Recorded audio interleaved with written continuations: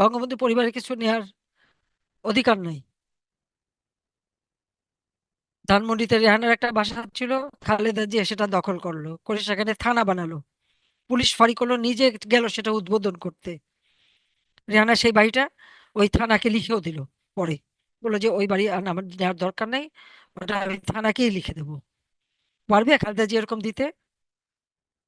তাকে তো 1 টাকায়, সেই 81 সালে জিয়া মরার পরেই 1 টাকায় গুলশানে বিশাল বাড়ি, যে বাড়িতে এখন তারেক জিয়া থাকে, ক্যান্টনমেন্টের বাড়ি ছেড়ে দেবে, ওই বাসায় যে থাকবে, এই শর্তে তাকে বাড়ি দিছিল। বিএনপি সরকারই দিছিল, ছাত্র সাহেব তখন প্রেসিডেন্ট, অ্যাক্টিং প্রেসিডেন্ট, তখনই দিয়েছিল। সে ওই বাড়ি নেওয়ার পরে এ বাড়ি আর ছাড়ে না।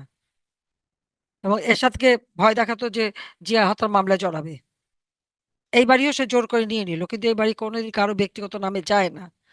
যখন তাকে বলা হলো যে বাড়ি আপনি নিতে পারবেন না, তখন সে মামলা করে খালেদা জিয়া বাড়ির জন্য।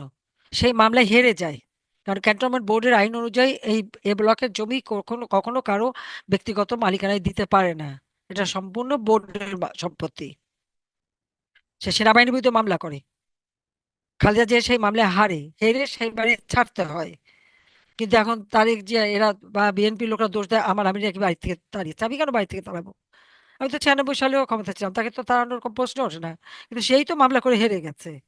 ইনুস যেমন তার এমপি পদের জন্য মামলা করে হেরে গেল, আইনে কুলালো না, খালেদা জিয়ারও একই অবস্থা। আর সেই রাগে এই 32 নম্বরে আগুন দিয়ে পোড়ালো। আগুন যে দিয়েছে সে হলো যুব দলের সেই রোমান হাওলাদার, নাম তার।